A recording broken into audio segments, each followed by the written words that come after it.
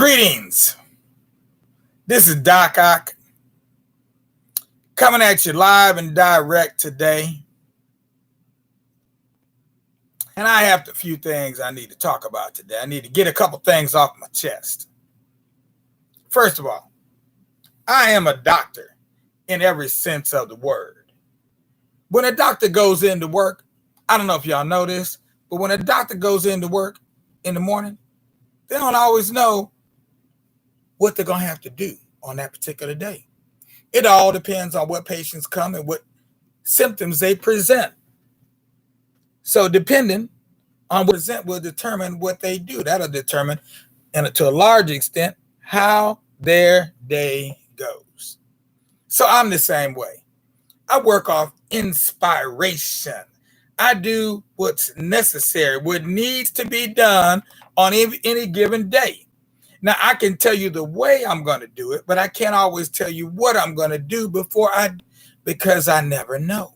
So this is all off the cuff. I hadn't planned out all this stuff. I never really know exactly what I'm going to do until I do it. So the way you're getting it is the way I'm giving it. Raw, uncut funk.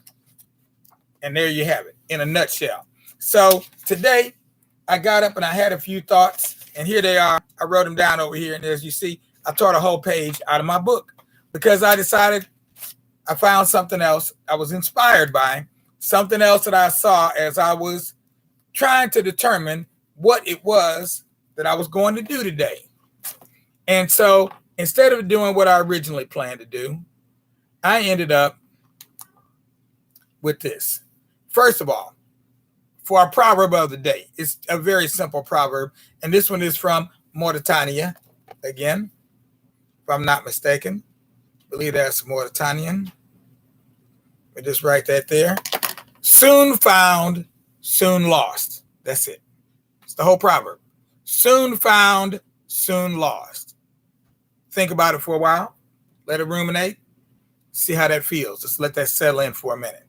Okay, just like when I pour water on my plants. Now,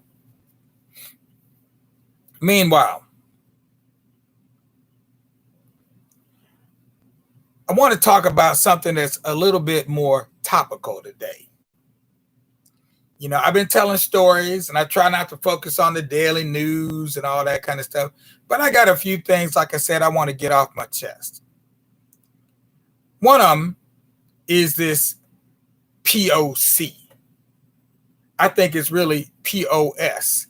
And the first two words in what I'm thinking of are piece of, and I'll let you figure out what the S is. Okay? But that's what POC feels like to me. Why is that? Because we're applying this POC, so-called people of color, to times in the past when the only people of color here were the red man, the black man, and the white man. There were no Asians here. There weren't no Nepalese, no Bhutanese. There weren't no Koreans. There weren't no Vietnamese. They weren't here. They weren't even here. We were here. And we've been here since before white folks came here. Quiet as. So when they talk about that red man, what color exactly was that red man? What color is that right there? What is that? What is that? That's not exactly black, and it definitely ain't white. But you could call it red. So what did the red man actually look like? That's another question. We're not going to go off into that one. But what we are going to go off into is a poem. Okay? But I just want to put you in a certain frame of mind at what we're talking about. Okay? The Negro speaks of rivers. That's the poem we're going to read today. The Negro speaks of rivers. Okay? Now, let's see if I can find it. I think I might have moved my place marker in here. So I might have to go back and look it up. Oh, my God. I hate having to do that. The Negro speaks of rivers. Man. Okay. It's going to take me a minute to find that one. Where did it go? Where did it go? Oh, I wrote it down. It was a page right here. Is it in there? Nope. Not quite. All right. I can see this is going to make things difficult for me. It's right around here somewhere, though. All right. So while I'm looking for that, okay, we will, the Negro, oops, wait a minute. Love this book. It's a very good book. If you don't have a copy of this book yet, you should get a copy of this. Negro Speaks of Rivers. There it is, 232. All right. Yeah, it's a good book. It's well indexed. So as you can see, even when I lose my page, I can find it because it was only one page away from where I have my bookmark. All right. So the Negro Speaks of Rivers. Let's go with that first. This is a poem by Langston Hughes. It's a famous poem. You may have heard it before, but you might not. So let's just go for it. Here we go.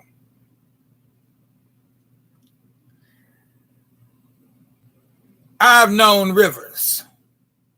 I've known rivers ancient as the world and older than the flow of human blood in human veins. My soul has grown deep like the rivers. I bathed in the Euphrates when dawns were young. I built my hut near the Congo and it lulled me to sleep. I looked upon the Nile and raised the pyramids above it. I heard the singing of the Mississippi when Abe Lincoln went down to New Orleans. And I've seen its muddy bosom turn all gold and in the sunset. I've known rivers, ancient, dusky rivers. My soul has grown deep like the rivers. That's Langston Hughes. Now, you know, Langston Hughes was out of Cleveland, Ohio. And he was one of our greatest poets, one of the greatest poets on the planet Earth, but particularly coming out of the Black community. And he wrote this poem the summer after he graduated from high school. The summer after he graduated from high school, he traveled by train from Cleveland to Mexico. At sunset, while the muddy Mississippi rolled by outside the Pullman car window, he thought about our historical links to rivers, the Black people's historical links to rivers. And within 10 or 15 minutes, he scribbled this poem on the back of an envelope. The poem was published in 1921. Langston Hughes was just 19 years old. Eventually, he was called the Poet Laureate of the Negro race. So now that's what we want to get into today. And it was this poem here that inspired me to have this little talk today. Okay? Because the word Negro, if you look the word Negro up in Spanish, or you look at the original meaning of the word Negro, because it's a Spanish word, it's a Latin word, it comes out of the Latin. It means one thing, black. That's what it means. Negro means black. So if Negro means black, when the word Negro means black, and for years, it took us years to get periodicals, newspapers, books, authors, publishing companies, etc., to capitalize the word Negro when it comes to speaking about us.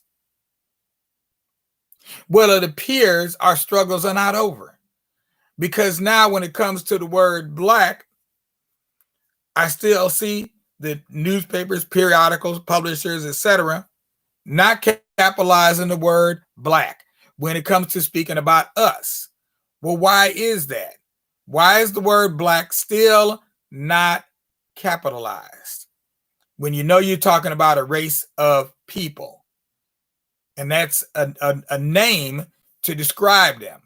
It's no longer just a color, just like the word Negro. But for some reason, people can't seem to get that together. I'm not really clear on the cognitive dissonance that's going on there. But for some reason, they still want to not capitalize that. So what I found here that was very inspiring today was a piece that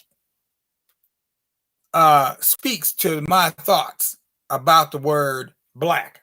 And it's by Langston Hughes again. And it's called That Word Black. That Word Black. And he created a character he called Simple. And here's what Simple says, because Simple Well, simple is not simple Simon, like the one that talks about the pieman. This simple here just breaks things down in a way where everybody can understand. So let's see what Simple had to say. This evening, said Simple, I feel like talking about the word black. Ain't nobody stopping you.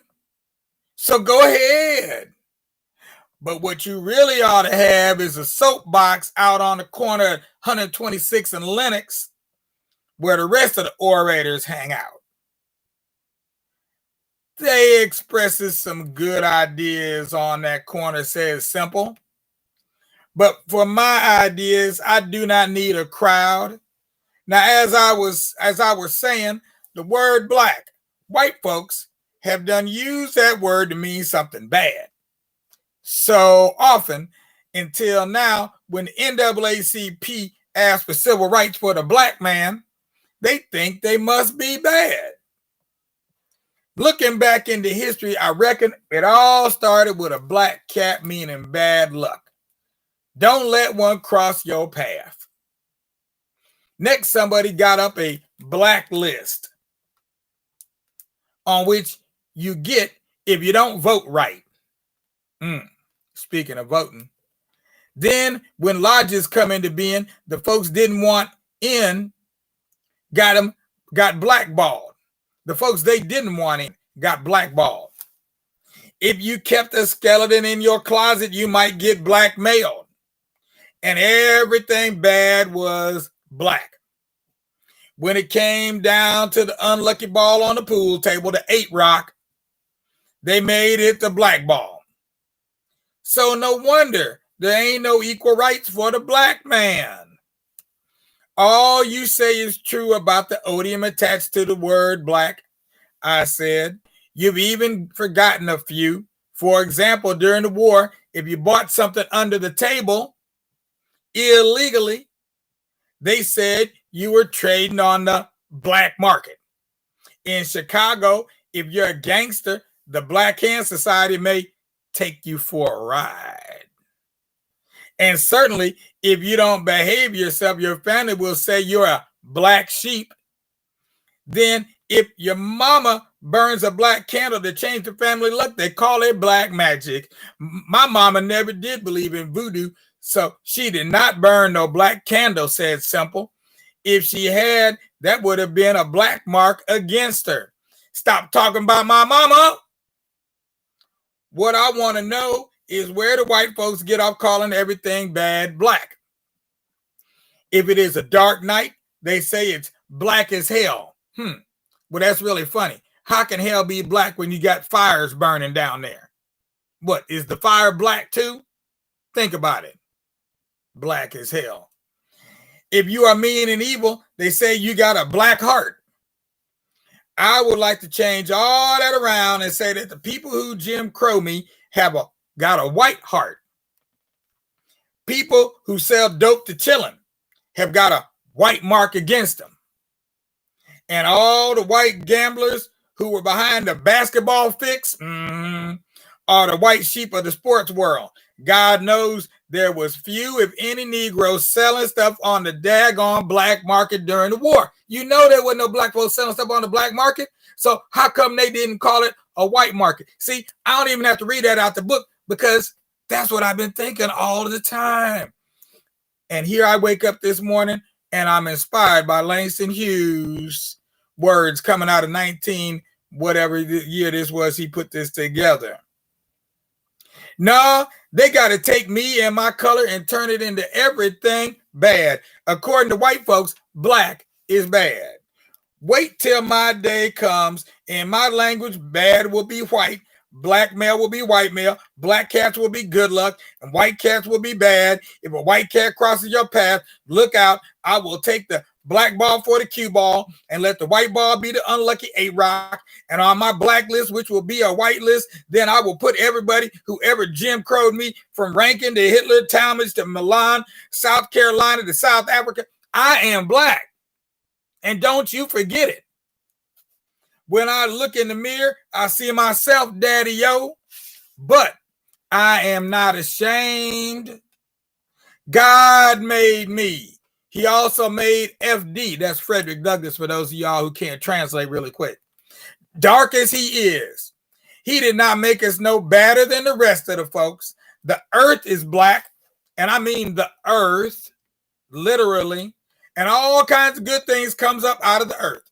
Everything that grows comes up out of the earth. Trees and flowers and fruit and sweet potatoes and corn and all that keeps men alive comes right up out of the earth. Good old what? Black earth. Tell me something about that. And they sell you something at the stove. And you know you pay good money for that. That wasn't bad. Coal is black and it warms your house and cooks your food. The night is black, which has a moon and a million stars and is beautiful. Sleep is black, which gives you rest so you wake up feeling good. I am black. They'll never let me forget. I'm black, all right. I'll never let them forget. What's wrong with black? You know, we got a saying down the way, the blacker the berry. I'll let y'all finish that one because y'all already know how that ends. Now, that's my rant for today. Although it's less of a rant than it is a cant.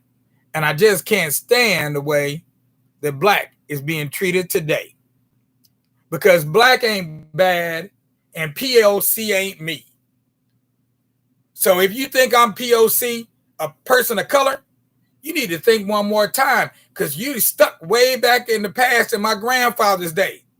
Because that's what he called black folks, colored people. Okay, people of color, colored people, what's the difference? This whole colorism thing we got going on, we need to get up out of that. Watch the new movie.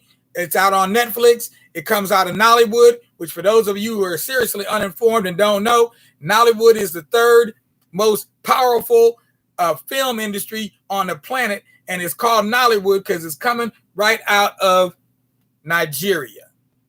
Bringing you some knowledge you can't get in college. Check out the Nollywood film. It's called Skin, S-K-I-N. Check it out. It might just bring you a grin, but you need to see that movie. Don't worry about subtitles and all that because the national language of Nigeria is what? It ain't Yoruba, it ain't Hausa, and it sure ain't Igbo. It's English. So therefore, the people speaking in English, now the way they say their English might be a little different, and yeah, they might go off in a little Yoruba or some Igbo or Hausa every now and then. So put the subtitles on. That's what the button is for. Put the subtitles on. But you want to watch it anyway because you want to see the background and what the people are doing and how they look. This ain't one of the movies you listen to while you're doing something else. This is one of the movies you want to watch. And it's all about colorism. Colorism. And this whole thing about skin color and black. And is black bad or is black good? Not just here, but over there and everywhere. In today's modern times, we're still dealing with this whole issue of black being bad. And yeah, you want to call me black? Okay, you can call me bad too, because I'm one bad so-and-so. You know. Peace out. This is Doc Ock signing off.